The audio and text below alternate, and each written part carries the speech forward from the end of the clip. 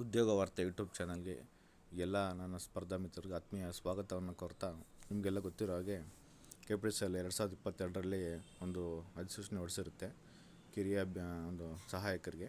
ಆ ಪ್ರೊಸೆಸ್ ಇನ್ನೂ ಅಂತಿಮಗೊಂಡಿಲ್ಲ. ನಿಮಗೆಲ್ಲ ಗೊತ್ತಿರೋ ಹಾಗೆ ಫೆಬ್ರವರಿ 12ನೇ ತಾರೀಕಿಗೆ KPTCLಯಿಂದ ಒಂದು ಅಧಿಸೂಚನೆ ಹೊರಡಿಸಿರ್ತಾರೆ. ಏನು ಅಂತಿಮವಾಗಿ ಕಾಯ್ದಿರಿಸಿದ ಪಟ್ಟಿಗೆ ಸಂಬಂಧಿಸಿದಂತೆ ಕೆಲವೊಂದು ಅಭ್ಯರ್ಥಿಗಳಿನ್ನ ಪೊಲೀಸ್ ಪೂರ್ವ ಚರಿತ್ರೆ ವರದಿಯಾಗಿ ನೈಜತೆ ಆಗಿರ್ಬೋದು, ಇನ್ನೂ ಒಂದು ಸಬ್ಮಿಟ್ ಆಗಿರಲ್ಲ, ಮತ್ತು ಕರ್ತವ್ಯಕ್ಕೆ ವರದಿ ಮಾಡ್ಕೊಂಡೇ ಇರೋಂಥ ಕೆಲವು ಅಭ್ಯರ್ಥಿಗಳು ಇರ್ತಾರೆ. ಅಂಥವ್ರದ್ದೆಲ್ಲನೂ ಇನ್ನು 10 ದಿವಸ ಅಂದರೆ ಫೆಬ್ರವರಿ 22ವರೆಗೂ ಕಾಲಾವಕಾಶ ಕೊಟ್ಟಿರ್ತಾರೆ ಸಬ್ಮಿಟ್ ಎಲ್ಲ ಆಗೋಕ್ಕೆ. ಬಟ್ ಆದರೂ ಕೂಡ ಇನ್ನೂ ಅವರು ಸಬ್ಮಿಟ್ ಮಾಡಿರೋದಿಲ್ಲ.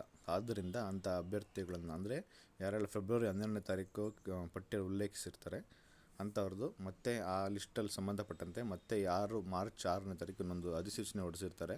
ಈ ಅಧಿಸೂಚನೆಯಲ್ಲಿ ಅಂತಹ ಒಂದು ಅಭ್ಯರ್ಥಿಗಳನ್ನ ರದ್ದು ಮಾಡಿದ್ದಾರೆ, ಅಭ್ಯರ್ಥಿತನವನ್ನು ರದ್ದುಗೊಳಿಸಿರ್ತಾರೆ. ಅಂದರೆ ಅವ್ರು ಸೆಲೆಕ್ಟ್ ಆದರೂ ಕೂಡ ಪ್ರಯೋಜನ ಇಲ್ಲ, ಅವರು ಕರ್ತವ್ಯಕ್ಕೆ ವರದಿ ಮಾಡಿಕೊಂಡಿಲ್ಲ, ಮತ್ತು ಸಿಂಧುತ್ವ ಪ್ರಮಾಣ ಪತ್ರ ಸ್ವೀಕೃತವಾಗಿರೋದಿಲ್ಲ, ಪೊಲೀಸ್ ಪೂರ್ವ ಚರಿತ್ರೆ ವರದಿ ಸ್ವೀಕೃತವಾಗಿಲ್ಲ. ಸೊ ಅವರ ಒಂದು ಅವರನ್ನು ನೇಮಕಾತಿ ಪ್ರಕ್ರಿಯೆಯಿಂದ ಕೈ ಬಿಟ್ಟಿದ್ದಾರೆ. ಸೊ ಮಾರ್ಚ್ 6ನೇ ತಾರೀಕು ಒಂದು ಪ್ರಕಟಣೆಯನ್ನು ಹೊರಡಿಸಿದ್ದಾರೆ KPTCL ಅವರು. ಅಧಿಕೃತ ವೆಬ್ಸೈಟಲ್ಲಿ ಇದ್ರ ಬಗ್ಗೆ ಒಂದು ಅಪ್ಲೋಡ್ ಮಾಡಿದ್ದಾರೆ. ಸೊ ಏನೆಲ್ಲ ಹೇಳಿದ್ದಾರೆ ಒಂದು ಸತಿ ನೋಡೋಣ. ನಿಮಗೆಲ್ಲ ಗೊತ್ತಿರೋ ಹಾಗೆ ಫೆಬ್ರವರಿ 2022ನೇ ಇಸ್ವಿಯಲ್ಲಿ ಪ್ರಕಟಣೆ ಹೊರಡಿಸ್ತಾರೆ. ಅದಾದಮೇಲೆ ಒಂದು ನೇಮಕಾತಿ ಒಂದು ಆದೇಶನ ಜಾರಿಗೊಳಿಸ್ತಾರೆ. ಅದಾದಮೇಲೆ ನೇಮಕಾತಿ ಆದೇಶ ಪಡೆದ ಕೆಲವು ಅಭ್ಯರ್ಥಿಗಳು ನಿಗದಿತ ಸಮಯದೊಳಗೆ ಕರ್ತವ್ಯಕ್ಕೆ ವರದಿ ಮಾಡಿಕೊಂಡಿರುವುದಿಲ್ಲ.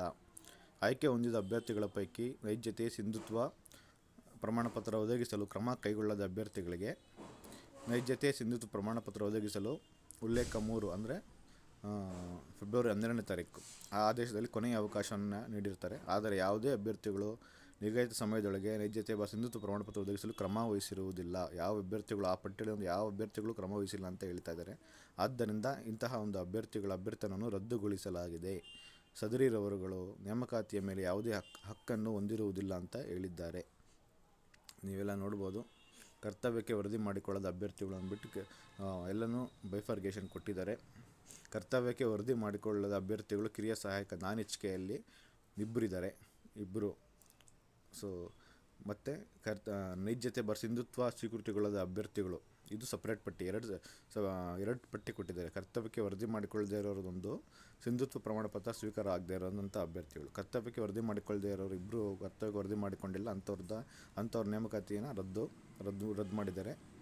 ಮತ್ತು ಸಿಂಧುತ್ವ ಪ್ರಮಾಣ ಪತ್ರವನ್ನು 28 ಅಭ್ಯರ್ಥಿಗಳು ಕೊಟ್ಟಿರೋದಿಲ್ಲ. ಸೊ ಅಂಥವರ ಒಂದು ಅಭ್ಯರ್ಥಿತನವನ್ನು ರದ್ದು ಮಾಡಿರ್ತಾರೆ ನಾನ್-HKಯಲ್ಲಿ.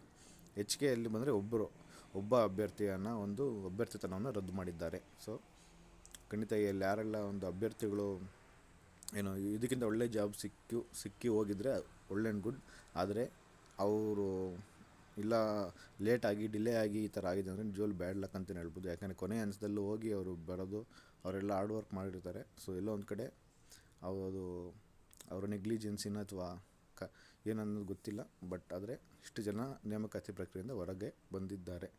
ಸೊ ಇದಕ್ಕೆ ಸಂಬಂಧಪಟ್ಟಂತೆ ನೆಕ್ಸ್ಟ್ ಅಡಿಷ್ನಲ್ ಲಿಸ್ಟನ್ನು ಬಿಡ್ಬೋದಾ KPTCL, ಇದು ಕ್ಯೂರಿಯಾಸಿಟಿ ಇರೋವಂಥದ್ದು. ಸೊ ಆ ಥರ ಏನಾದರೂ ಆದರೆ ಖಂಡಿತ ನಾನು ಉದ್ಯೋಗ ವಾರ್ತೆ ಯೂಟ್ಯೂಬ್ ಚಾನಲ್ ಅಪ್ಲೋಡ್ ಮಾಡ್ತೀನಿ.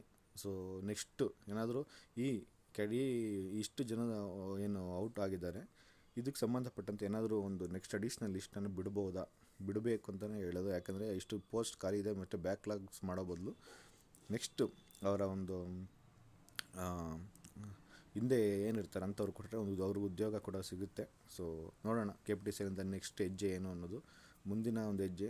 ಸೊ ಖಂಡಿತ ನಾವೆಲ್ಲನೂ, ಯಾಕಂದರೆ ಕ್ಯೂರಿಯಾಸಿಟಿ ಇದೆ ಎಲ್ಲರಿಗೂ. ಇಲ್ಲಿ ಬಾರ್ಡ್ರಲ್ಲಿ ಬಂದು ಸೆಲೆಕ್ಟ್ ಆಗದೇ ಇರೋಂಥ ಅಭ್ಯರ್ಥಿಗಳು ಅವ್ರಿಗೂ ಕೂಡ ಒಂದು ಅವಕಾಶ ಇರಬಹುದು, ಹೇಳೋಕ್ಕಾಗಲ್ಲ. ಬಿಡ್ಬೋದು ಅಡಿಷ್ನಲ್ ಲಿಸ್ಟ್ನ, ಅಥವಾ ಏನು ಮಾಡ್ತಾರೆ ಅನ್ನೋದನ್ನು ಮುಂದಿನ ದಿನಗಳಲ್ಲಿ ನೋಡೋಣ.